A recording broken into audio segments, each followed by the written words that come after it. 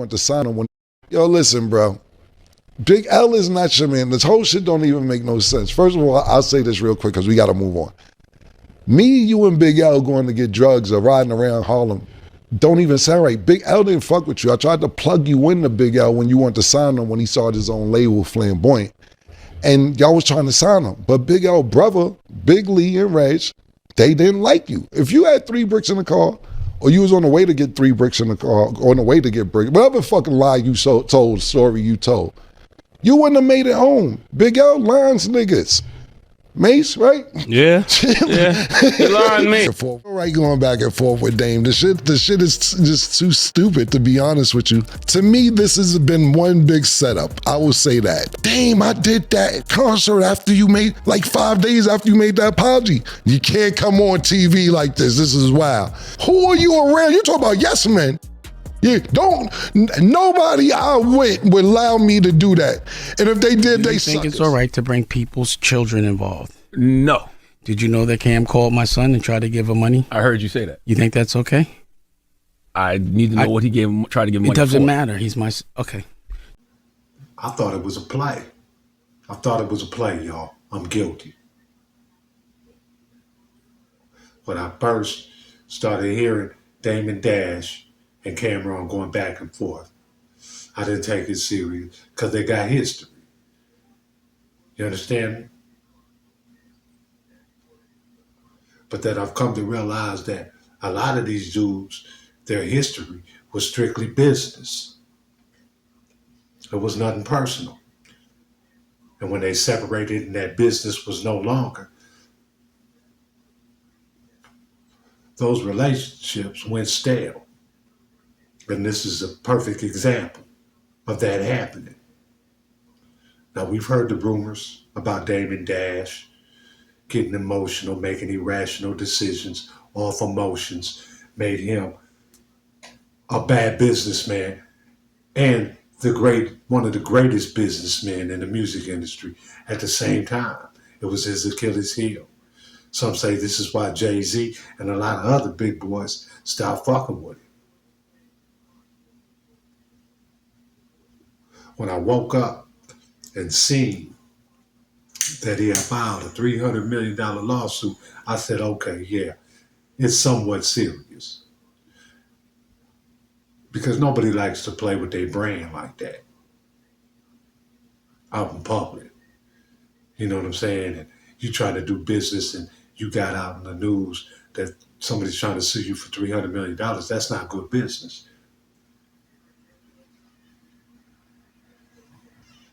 So that's why it tells me that it's not true.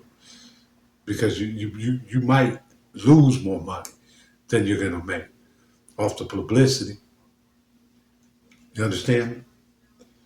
And then understanding the things that I've heard throughout the years about Damon Dash and his emotions and his tendency to go off the path when he's angered, when he's embarrassed.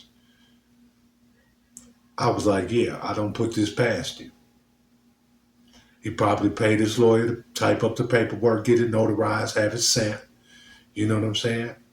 Not just for a warning to stop, because what else can he do? He can't just come on and say, okay, I'm done. Stop saying these things about me, Camron. So this is kind of like a little bit of hating and a little bit of please stop at the same time. You understand me? Like a public cease and desist. Cease and desist.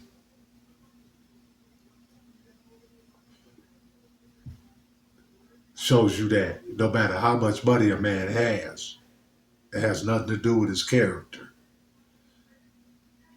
Yeah, these guys are good at numbers. These guys are good at taking artists, putting them in a position to make some money.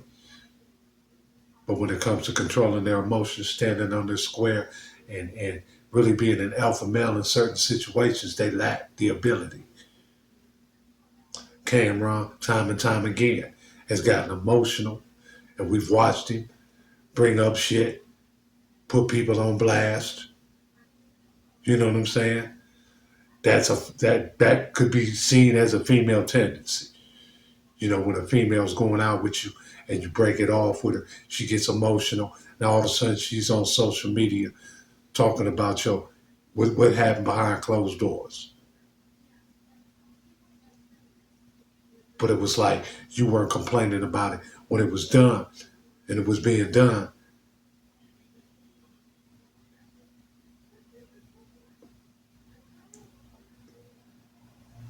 But yeah, I thought it was a play. Because that's what they're doing now. From east to the west, from the north to the south, they running plays. It's hard to really tell what's real and what's not. And most of this shit is just a regurgitation. People reacting on somebody else's reaction. They don't even have the audacity to just react to it themselves. They reacting to something else somebody else is reacting to. They don't even go to the original content and get the person who they creating content off of. They just dues, they just views. Somewhat of a dirty game. The YouTube streets, the YouTube has become a place where a man can get a good bag. You can get rich on here. So when people go on YouTube and you see your name on YouTube and you feel it's being slandered, you feel that the things that are being said about you could possibly bring your business down, make you lose $1. You might want to sue, especially when you have the experience of getting sued for the last 15 years, lawsuit after lawsuit after lawsuit. You know, you get to a point where now you finna do that. You just finna replicate, and you finna hit somebody with a lawsuit. I know it's corny. I know you got to be more savvy than just going straight to a lawsuit, especially in the game we play. I say something about you, you say something about me. I try to big up you, you try to big up me. Don't take it personal. Just do something back more savvy. This right here, it ain't, it's bad taste when it comes to real street shit, gangsterism. You know what I mean? But I understand it. We dealing with dudes with a lot of money, but they really ain't built like that. And you can tell by their actions when they get emotional.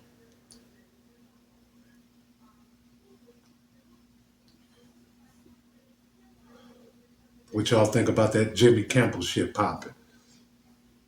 Donald Trump basically having my man's show taken off. They basically cut ties with Jimmy Kimmel. Talking about like fuck free speech, I guess.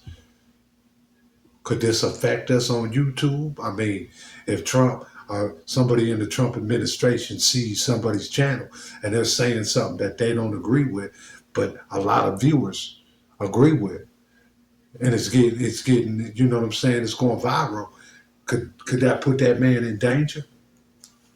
Some of the things we got to start talking about, because we all out here trying to make, a little money, trying to feed the family, trying to feed ourselves. And I think we need to be assured by YouTube and by our government that we're not going to be